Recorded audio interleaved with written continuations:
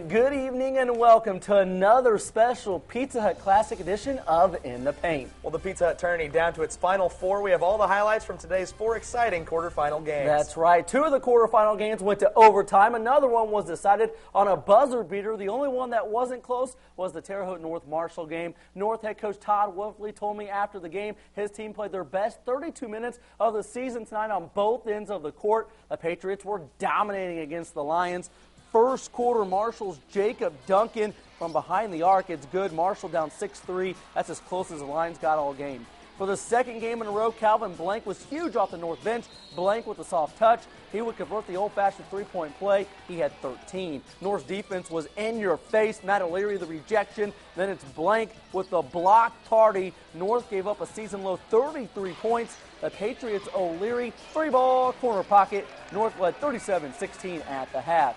Third quarter, Marshall's Andrew Davidson gets a tough shot over Justin Gant to fall.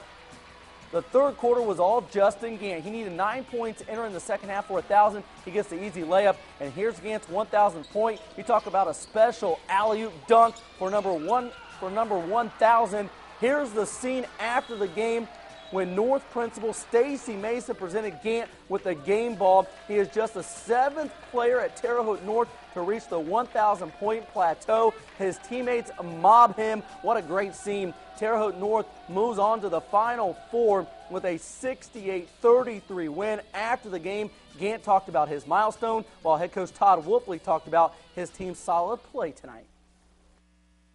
It's a nice feeling, but I got to say thanks to the players and the coaches that have put me through all the work these last couple of years to get me to this point. Yeah, I think it's the most complete game we played all season, both offensively and defensively. I thought we really executed. Coach Benser and myself challenged our guys. We were not happy with our defensive effort last night against Terre Haute South, and I thought we came out tonight with some energy and some enthusiasm. We took two of the better players in this tournament in Duncan and Kennedy, and I thought we really held them in check. We didn't stop them, but we at least contained them, and we got back to what we consider Terre Haute North defense.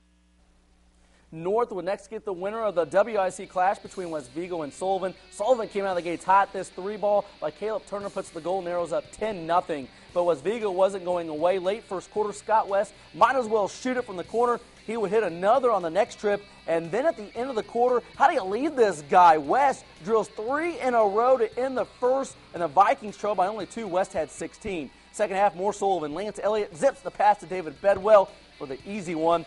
And then their big man, Rhett Smith, going to work. So powerful for the three-point play. Rhett had 17. Near the end of the game, off a steal, Cody Thornton lays it in to put West Vigo on top. Thornton was solid with 16. 2 Ryan Crowther free throws put the Vikings at 3, but Sullivan answers with who else? Rhett Smith, the old-fashioned three-point play, sends the game to overtime. And O.T. Crowther grabs a steal for the Vikings and takes it to the cup himself to bring West Vigo to within 1. But the very next possession, the Golden Arrows go inside to Smith. He kicks it to Turner, wide open. That's your dagger, folks. Sullivan wins 62-55. They will have a big showdown against Terre Haute North tomorrow. Coach Moore wasn't too pleased with his team's performance after the game. I don't know that we deserved to win that game. We did nothing right in the second half at all. Quit playing defense. Didn't look inside to Rhett like we asked him to do at halftime. Didn't block out 4 or 5 times on the free throw line. I mean, you know, we survived is all we did. Well, we'll check out the other 2 quarterfinal games in a bit, but first we have some consolation games, and one team that's not used to being on that side of the bracket is Terre Haute South. That's exactly where the Braves found themselves today. South took on Owen Valley, third quarter.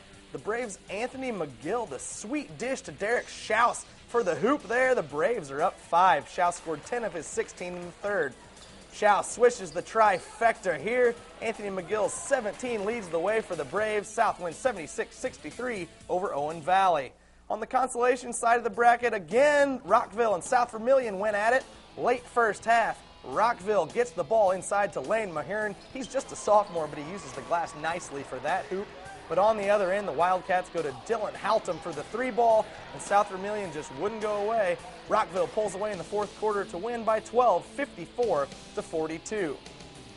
We still have much more from the show from today's Pizza Hut Classic, including the thrilling highlights from the other 2 quarterfinal games. Stay with us. Welcome back. Linton and KZ Westfield both made their first appearance in the quarterfinals today. Neither school disappointed as the Miners and Warriors played a record-setting game. This game was close throughout. We pick it up in the second quarter. Austin Carazia on the alley-oop. Carazia had 22 points. Then under a minute to go in the first half, KZ's Clinton Scott gives the Warriors their first lead of the game. Third quarter, Brandon Wolf for the Warriors. He picks up 1, 2, 3 of his 26 points. KZ led by 9 going to the fourth quarter.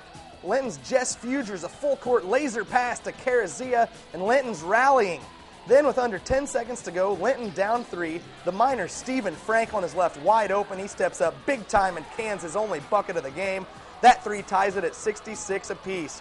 KZ didn't get the desperation shot to go at the buzzer, and we're headed to overtime. The first overtime, here's the pass of the tourney, ladies and gentlemen. Carazia, no look over his head to Fugers, who scores on the reverse to put Linton up 2. Next time up the court, KZ senior Clinton Scott ties the game at 73. Then with 9 seconds to go, game tied, Linton ball. They turn it over. Look at Zach Murphy. He gets the steal. Then he gets to the rim. He's fouled with 1 second left. He's fouled hard. Then tied at 73, Murphy misses the first free throw. He misses the second one. But look at this. He almost puts his miss in. It's off, and we head to double overtime. Then in the second OT, Linton's Fugers scores 2 of his 33. That's the 8th highest scoring game in tourney history. Just over a minute to go. KZ up 2. The Warriors' Wolf drills his 5th 3 of the game to seal the Warrior victory. KZ wins a double overtime thriller, 91-87. The 91 points by KZ is a single game record. The two teams combined for a single game record, 178 points. And the Warriors are moving on to the Final Four of the Pizza Hut Classic after a program-changing victory. Last year we won the consolation, and that was a huge thing for our town because we're such a football town. That was the first time we've ever won at the Classic. So this is pretty huge for our town and our community, and our whole team has worked really, really hard to get where we're at right now. It's a huge win. It kind of helps make our program and shows the effort that we've been putting in over the days and that we need to continue to put in. We're a football school. We know that. We're not trying to compete against the football school, but we think we can be on par with them. There's great programs out there that have great sports, and today we had a lot of guys step up and prove that they want to do that too. They want to put our basketball team on the map, and there's no better tournament to do it than this one here. Another quarterfinal game had Northview and Monrovia going toe-to-toe. There's a happy little fan. First half, Trent Lancaster with the steal for Northview. He gets it ahead to Jacob Neinsling for the bunny. These are the highlights from earlier in the day. There's Lancaster. He's running a break. He gets to the rim. Nice play there from Lancaster as he gets to the rim. He had 25 today. Then look at this buzzer beater. It's Dylan Reynolds. Tie ball game. He gets that one to drop, and Northview would win it. The Knights move on to play KZ Westfield in a 7 o'clock semifinal game tomorrow night by beating Monrovia 52-50. Congratulations to Dylan Reynolds. They're a heck of a shot with the game on the line as time expires. Every kid dreams about that, to hit the shot as Northview picks up the 52-50 win. 1 year ago, day number 2 was rough for the Bloomfield Cardinals as their bus broke down on the way to the Classic. No such problem this year on day number 2 for the Cardinals. Bloomfield faced Riverton Park. The Cardinals playing defense. Curtis Hasler the steal. He goes coast to coast for the hoop and harm. Bloomfield in the third quarter on a 10-0 run. They led by 6 going to the fourth. Final quarter, RP's Jeremy Helton tries to rally the Panthers with 2 of his 19. Not enough. Bloomfield wins by 7, 54-47 over RP. Another consolation game saw Turkey Run against Shakamak. Turkey Run's Jeff Woods banks in the acrobatic shot. Woods had 13 for the Warriors. Like always, the offense for Shakamak ran through big man Justin Crody. Easy layup for Crody. Crody leads the way for Shakamak with 17. Lakers win big, 52-30. Also tonight, the Great Repose Buildings Classic tipped off. North Davies and Bar Reef drew each other. The Cougars' Nick Craze with a mid-range jumper. As expected, this one was close throughout. Always is when these two get together. Bar Reeve's Ashton Wagler with a nice touch on the corner 3. Look at this as you see a packed house there for the ball game. Look at this final score. Bar Reeve pulls out the thrilling 38-37 win. Extra buggy bowl game for those folks down there this year, and as Bar Reeve getting the first one this year. You've never experienced a buggy bowl before. Those folks live and die. About a week before they show up for that game. I mean, they just love that game down there. I can guarantee you the January real Buggy Bowl game, they're already waiting for that game.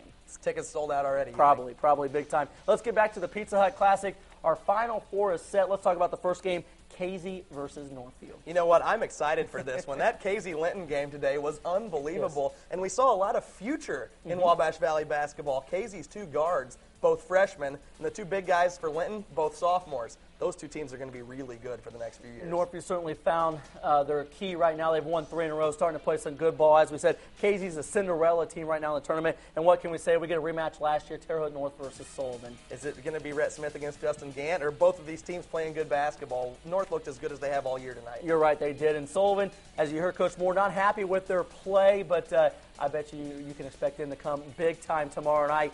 Could be, we say here, in line for maybe one of the best tournament games we've ever had, Sullivan versus Terre Haute North.